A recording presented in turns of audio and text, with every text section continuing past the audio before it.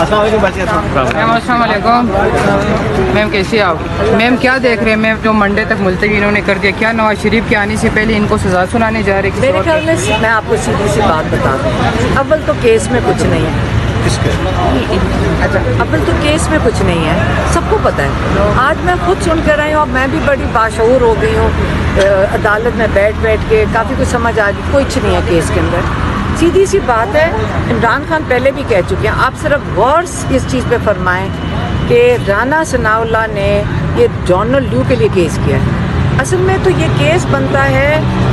Foreign ministry کا، اگر ان کا سائفر کا کوئی کاغذ گم گیا تھا تو یہ بلاول زرداری کو اس کو کیس کرنا چاہیے تھا۔ پھر رانا ثناء اللہ کس کے لیے کیس کر رہے ہیں؟ وہ ڈونلڈ لیو کے لیے کر رہے ہیں۔ اب ساری ناراضگی ڈونلڈ لیو کو بچا، یہ سارا کچھ خان صاحب نے کہا تھا ڈونلڈ لیو کو، باجوہ کو اور امریکن ایمبیسی کے لیے یہ کیس ہو رہا ہے، پہلے تو یہ سمجھ آئے۔ اب یہ بیچارے وہاں سارے لائرز بھی کھڑے ہیں، جج صاحب بھی مشکل میں ہیں، کیونکہ کچھ نکل ہی نہیں رہا، کیونکہ جو دفعات یہ لگانے کی کوشش کر رہے ہیں وہ اس کیس سے کوئی اس کا تعلق نہیں، بلکہ ہم تو اپیل کریں گے چیف جسٹس پاکستان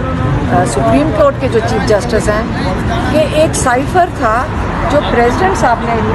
نے بھیجا تھا نا، کس نے بھیجا تھا Shiraz?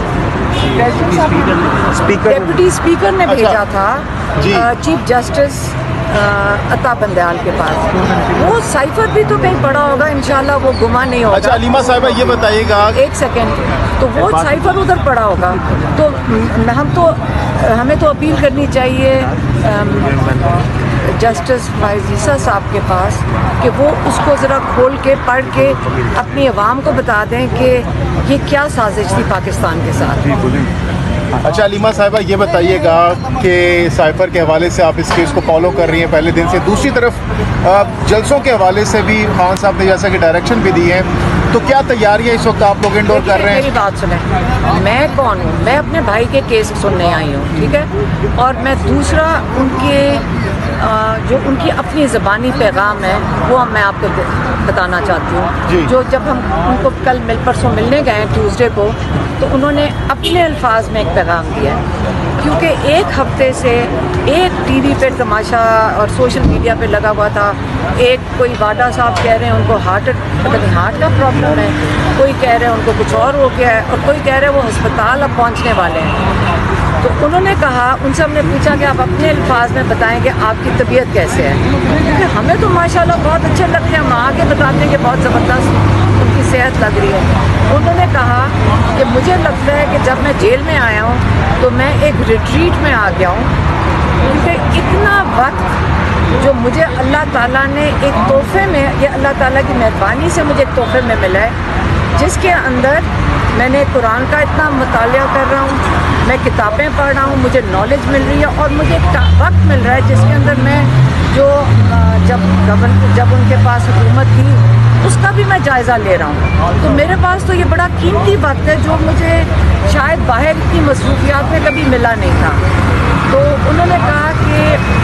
Mental fitness, physical fitness اور روحانی فٹنس، انہوں نے اشارہ کر کے کہا زمین سے میں آسمان پہ پہنچ گیا ہوں، 2.5 مہینے میں زمین سے میں آسمان،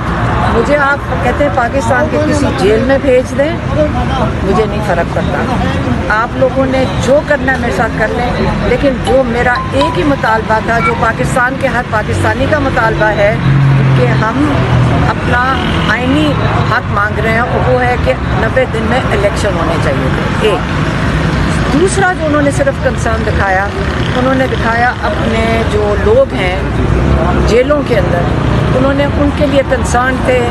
کہ ان کے وہ لائرز کے ساتھ وہ فالو اپ کر رہے ہوتے ہیں کہ ان کے کیسز کے بارے میں، لیکن وہ کہہ رہے تھے کہ مجھے اب ان کی مجھے یہ فکر ہے کہ ان کے گھر میں کیا حالات ہیں، جو جیل میں ہیں ان کی مالی حالات کے اوپر بھی سب نظر رکھیں۔ اب ہم اس کے اوپر کام کریں گے، لائرز تو کام کر رہے ہیں ان کے کیسز کے اوپر، ہم ایک سوشل سروس کریں گے، ابھی ہم کر بھی رہے ہیں لیکن اس کو ہم بڑھائیں گے، कि जो लोग जेल में हैं उनके घरों तक हम चेक करें, मज़ीद इसको फैलाव करें, क्योंकि घरों तक चेक करेंगे उनकी कोई ज़रूरियात तो नहीं है, या उनको माली मुश्किलात जो हैं उसको भी हम ज़रा थोड़ा सा